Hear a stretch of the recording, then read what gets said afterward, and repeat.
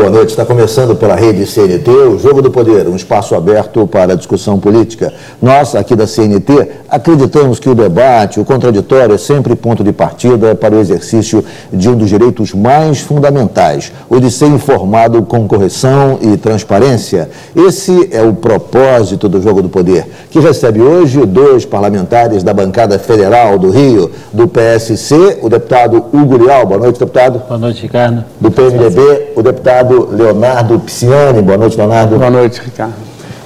O aproximar do final do ano, enfim, é sempre o momento de estabelecer reflexões, análises.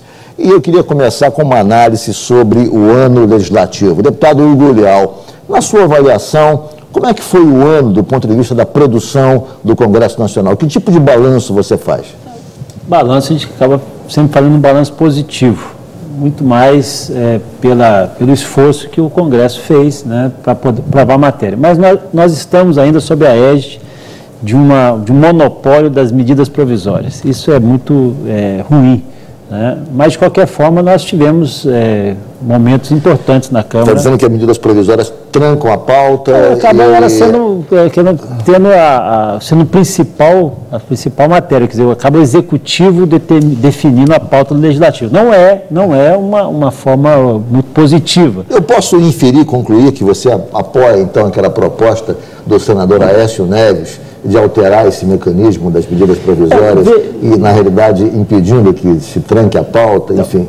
Já tem acontecido isso numa interpretação já feita pelo nosso atual vice-presidente da República, Michel Temer, quando era presidente, já deu uma interpretação do não trancamento da pauta em sessões extraordinárias. Em sessão extraordinária.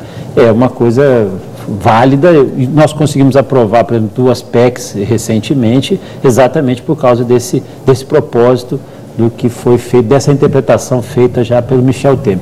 Mas ainda, né, nós temos ainda dificuldades em ter matérias próprias do Legislativo, matérias que são de origem de parlamentares, ou seja, muita matéria que está tramitando na casa. Isso, o aspecto que eu avalio desse ano legislativo é o esforço que foi feito pelo presidente Marco Maia de tentar abrir um espaço maior para esse debate das matérias oriundas dos parlamentares, de matérias oriundas que já estão na casa. Que às vezes acontece, cara, tem matéria que é conteúdo de medida provisória, mas que já é matéria que está tramitando na casa também. Então, às vezes, acaba causando um desprestígio. Mas quais foram os melhores momentos da casa esse ano, na sua avaliação? Eu diria, mas os momentos mais tensos, mas também positivos, foi a discussão do Código Florestal na Câmara dos Deputados. Trouxe um debate bastante intenso para a casa, focou muito. Nós tivemos aí esse momento final agora da discussão também dos sólidos, mas acho que agora já se acalmou um pouco mais, pelo menos foi transferido para o ano que vem. Mas eu diria que o momento principal desse ano, não obstante as outras PECs que foram votadas, mas foi a discussão do Código Florestal, e também o outro foco principal foi a votação pela Câmara dos Deputados da regulamentação da emenda 29, daqueles recursos que serão destinados à saúde. Acho que você diria que esses 2 temas foram os principais. O deputado Leonardo Pisciani estava na Secretaria de Habitação do Rio de Janeiro, mas voltou ao Congresso já há 2 meses. Voltei há um mês. Há um mês. Mas, mesmo aqui à distância, tem um balanço, tem a sua avaliação sobre, enfim, a importância, o que de mais importante o Congresso Nacional, especificamente a Câmara dos Deputados, produziu em 2011. Qual é a sua avaliação, deputado? Olha, Ricardo, de fato eu fiquei fora da Câmara, né, por estar ocupando a Secretaria de Habitação do Estado praticamente nos últimos 3 anos.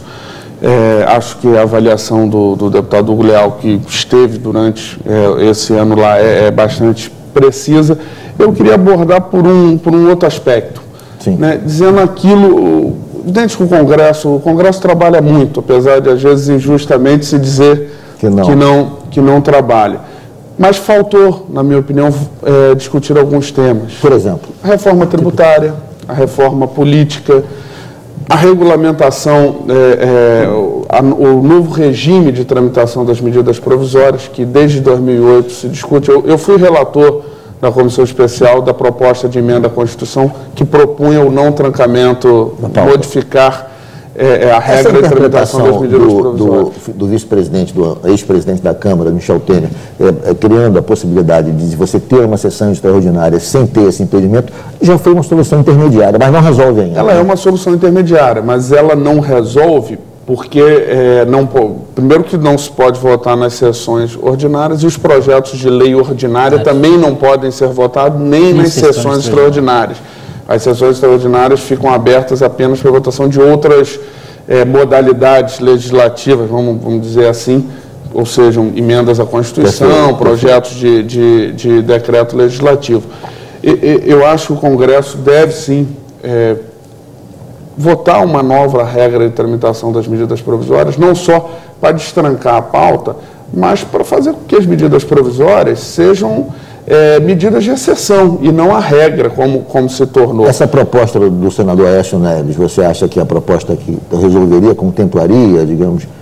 Eu não conheço em detalhes a proposta do senador Aécio Neves. Eu acho que o debate que foi feito em 2008, comandado pelo então presidente Arlindo Quinalha e pela comissão especial, né, da qual eu aqui dizia que fui relator, foi presidente da comissão, o líder do governo, o atual líder do governo, o deputado Cândido Vacarezza.